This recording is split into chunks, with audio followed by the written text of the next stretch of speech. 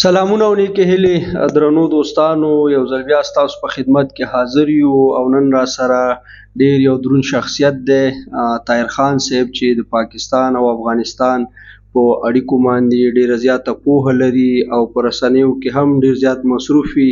د پاکستان او افغانستان چې کوم سیاسي حالات دي، نور مشکلات دي، د هغو نه ډیر خبر دی.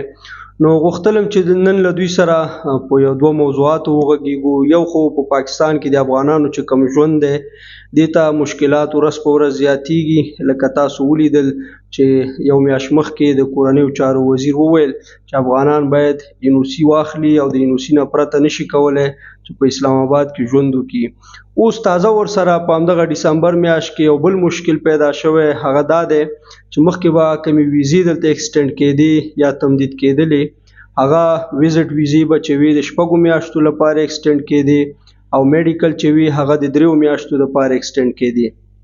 له دې سره سیاسي اړیکې د پاکستان او افغانستان ورځ په ورځ په خرابېدو دي. موږ تاسو ولیدل څو ورځې مخکې د پاکستان فوز دغه په افغانستان کې په خوست او پکتیکا کې حمله وکړې. ورسره 2 ورځې بعد افغانستان حکومت هم همدغه شان اقدام تر سره کړ او په پاکستان کې حمله وکړه. نو له دې سره هغه فضا نور هم خراب شوله او دا طبیعي ده چې د دې اثر به په افغانانو پاکستان کې کیږي. په دې باره کې غواړو له طاهر خان صاحب څخه واورو چې دغه مشکلات افغانانو ته په پاکستان کې ورځ په ورځ زیاتیږي، د دې د حل لاره څه ده او حکومتونو ته څه پکار دي، ځکه دې خطه کې د تیرو 25 کالو راهیسې جنگ دی او که خدای مکه یو ځل بیا دغه خطه په جنگ کې اخته کیږي نو د دې اثرات به څه وي. طاهر خان صاحب ستړي مشي. ډیره مننه، شکریہ تاسو. نو طاهر خان صاحب دغه د NOC او اوس چې کوم د ویزو مشکلات خو تاسو ته معلوم دي چې دلته هم د حکومت سره په تماس کې او افغانستان کې چې د پاکستان کوم سفارت دی هغوی سره تاسو په اړیکه کې یې. دې مشکلاتو ته تاسو په څه نظر ګورئ؟ ډیره مننه چې ما د بلنه راکړه.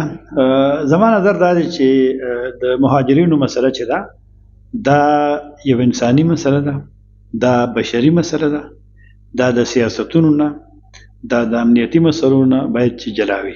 افغانان په پاکستان کې ډیر په پرامن توګه ژوند تیروي او چې کوم لکه داسې وګڼه چې اکثریت یا ټول افغانان اوس چې کوم پاکستان کې ژوند کوي هغوی چې کوم مختلف کټګریز دي، که چا سره POR کارت دی هغه هم قانوني دی، که چا سره افغان سټیزن کارت دی هغه هم قانوني دی، او کم چې بیا نوی راغلي پرې تیرو د 3 کالو زیات چې کله افغانستان کې بدلون راغی هغوی په پاسپورټ په ویزه راغلي دي.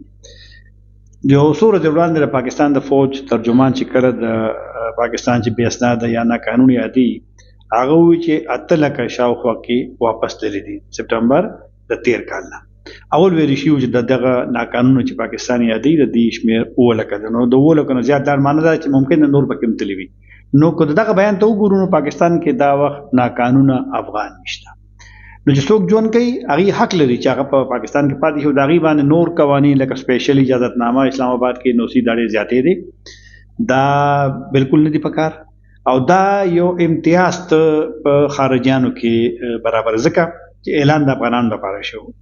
ګوره دلته په میلیونونو افغانان پاتې شوي دي، اوس هم تقریبا چې ټول وکړي نو د 2 میلیونو نه به زیات وي، لیکن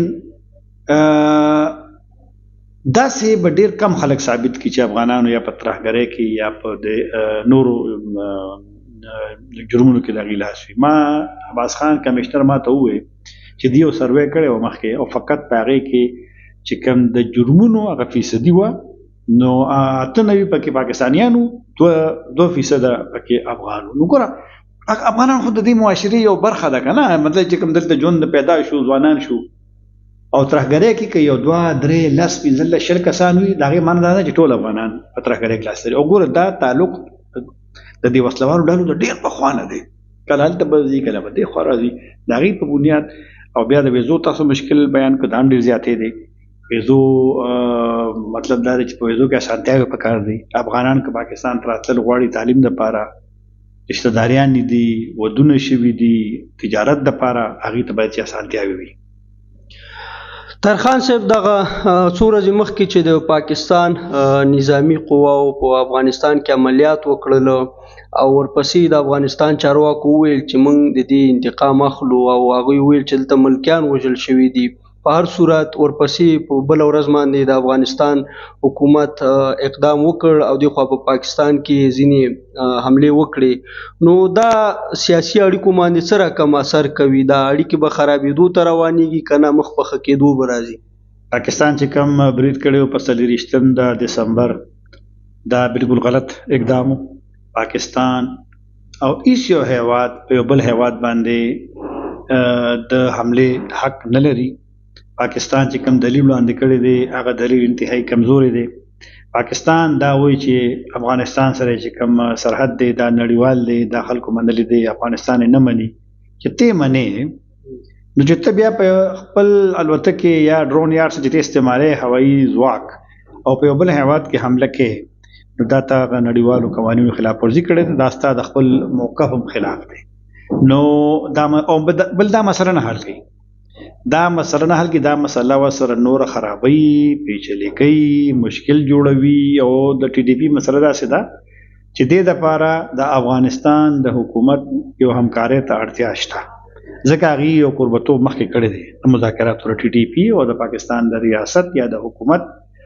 نو چې مخکې کړی دی هغه خبرې خو ناکامه شي، خو بیا هم ویلو چې دوی تیار دي که پاکستان وغواړي د دې اګست میاشت کې د طالبانو د حکومت چې کوم ترجمان د مرکزي هغه دا خبره کړې وه. معنی دا هغې دې نه انکار نه دي، خو حقایق هم په پام کې نیول پکار دی چې آیا دا ټي ټي پي مسله چې دا اوس تک دا ډېره پخوانۍ ده او آیا په پېښور کې چې حمله کېږي یا په بنو کې کېږي نو د هغې ذمهوار افغانستان دی که د هغه زموږ خپل پولیس باید د هغې مخه ونیسي. نو حملې کول دا پاکستان او افغانستان د درمیان د خلکو چې کوم تعلق ته په هغې باندې یو منفي اغېز کوي او دا مسلې نه حل کوي. نو باید چې پاکستان په داسې پالیسو باندې سره غور وکړي.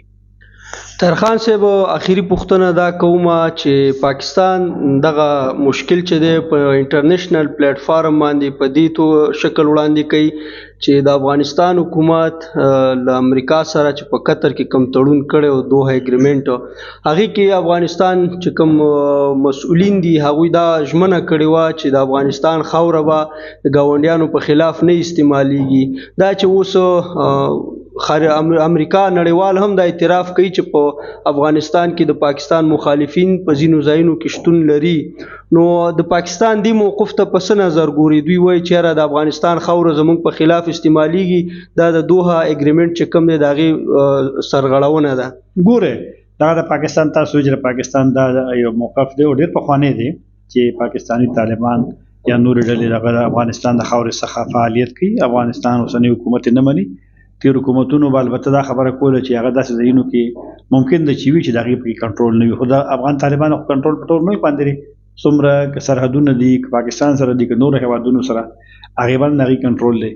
مسله دا ده چې د پاکستان او د افغان طالبانو د حکومت په نظر کې یو فرق شته، یو ټکر دی. خو د دې مسلو حل لپاره خو چې ته کښېنې مخامخ خبرې وکړې، پاکستان خپل استازی ولېږه چې خبرې وکړي، نو هغه دا موضوع هلته په دې باندې خبرې کړي دي، زما خپل دا معلومات دي، نورې خبرې هم کړي دي.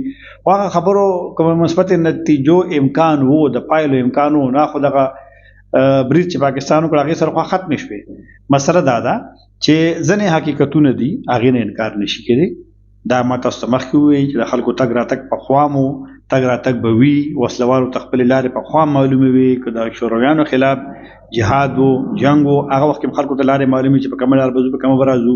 وروستو چې امریکایانو جنګ و ټي ټي پي او افغان طالبانو یو ځای جنګ کړی د امریکا خلاف، هغه انډیوالان دي، هغې اتحادیان دي او دغه اتحاد تر اوسه پورې قایم دی.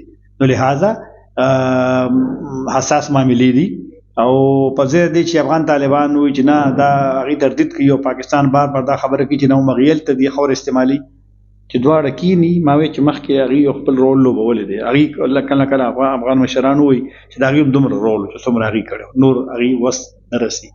دې شیزونو ته هم پکاري، د هغې صلاحیت ته هم پکاري، د هغې دغه زوړ تعلق ته هم کتل پکاري. نو داسې یو حل طرف ته باید چې دواړه هېوادونه لاړ شي چې د افغانستان ازادي، خپلواکي، خودمختاري هغې ته هم زیانونه رسي، او پاکستان هم په دې باندې پوه شي چې ستا کومه مسله ده ته د نورو نه داسې هغه دباو یا فشار یا بمباري دغه لارې په ځای باندې کو ته په طریقه باندې خبرو کې ممکن نه چې هر طرف ته معاملات لاړ شي. ډیره مننه طاهر خان صاحب چې موږ ته وخت راکړ.